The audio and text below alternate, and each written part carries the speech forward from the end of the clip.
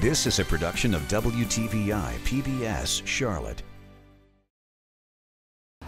Yeah, Amy, you know, here in Lincolnton, the hometown folks figured Mohican Mills was sort of a survivor, still in business after all these years, even after so many other North Carolina textile firms were killed off by foreign competition.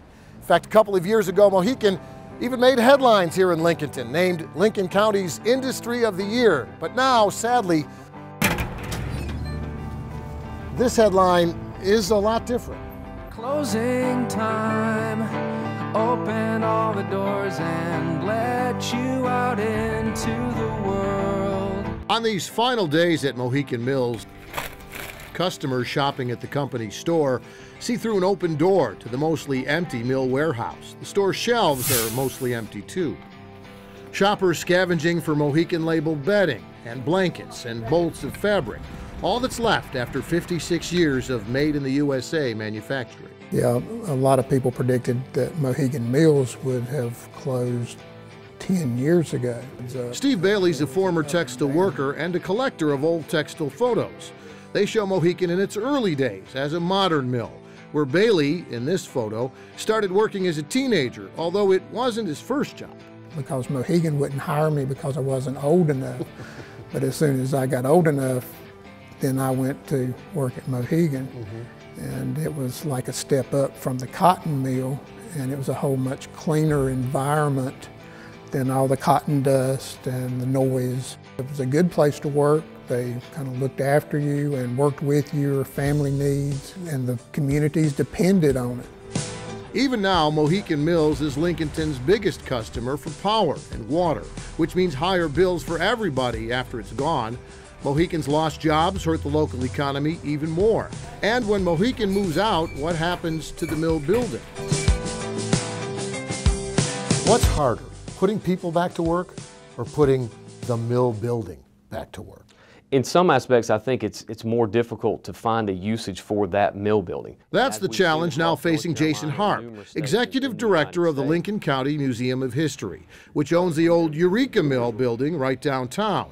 Eureka's been closed and vacant for 8 years and counting. Some see it as an eyesore.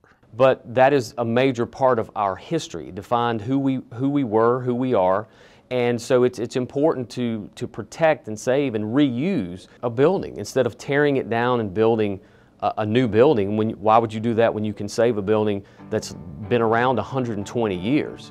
Harp says turning this vintage mill into a museum and maybe some combination of shops and restaurants, offices and condos would bring new life to all of downtown Lincolnton, not just the mill building. But he admits history can be a hard sell for investors. As a developer, you may not see that project as lucrative, but some folks that have proven that these things can be redone. And after they're restored, you've got a unique sense of what those mill buildings were like. It's like a looking glass into the past. You've got a uniqueness, something with character, and in some respects too, you retain this sense of place for people. In fact, we found that sense of place just outside of Lincolnton, at the restored Laboratory Mill, which has ruins dating back to the Civil War, outside the original mill building that was nearly ruined itself. The building was completely grown over. Basically, it was a deep, dark cave full of mold and mildew and water, and the floors were pools of water.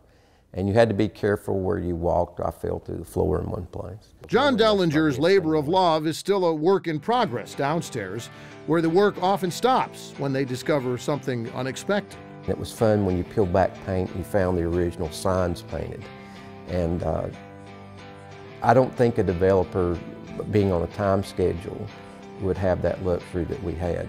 But now, after years of work, the mill's main level is fully restored, filled with original timbers and exposed brick, and sunlight streaming in from windows where the brick used to be.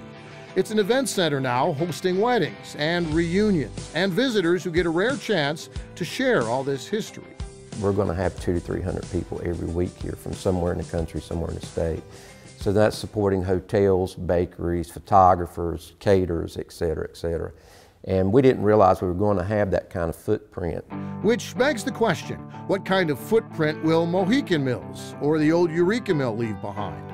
Or maybe will they leave a footprint at all? Once things are gone, they're gone, whether that be historic mill buildings, historic houses, historic structures, historic objects, and once they're gone, you can't get them back. Closing time. Every new beginning comes from some other beginning's end. And Mohican Mills closing means Lincolnton and the surrounding area will lose 157 jobs. And since the company doesn't have any other plants, this truly is the last of the Mohicans. Amy?